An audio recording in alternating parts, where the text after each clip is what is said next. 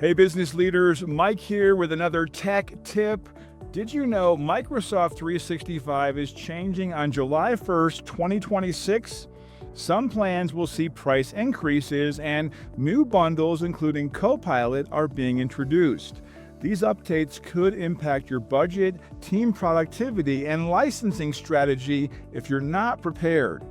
Today, I'll share a simple approach to make sure your Microsoft 365 setup works for your business and not against it. All right, here's the tip. Review, optimize, and plan ahead.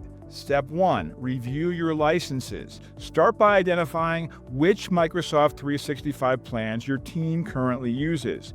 Check for unused or duplicate licenses, outdated plans that no longer fit your needs, opportunities to consolidate users or switch to bundled options.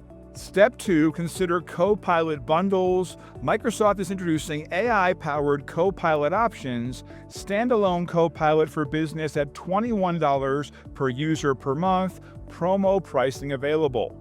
Bundled Microsoft 365 Plus Copilot plans, these bundles can boost productivity while simplifying licensing and controlling costs.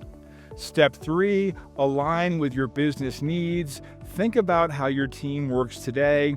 Adjust plans so every license supports your workflows, improves collaboration, and keeps your business secure.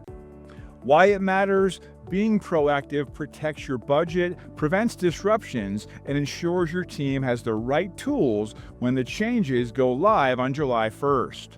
Hey, for more practical, actionable tech tips just like this, follow us here on LinkedIn. We post insights to help your business stay ahead, productive, and cost efficient.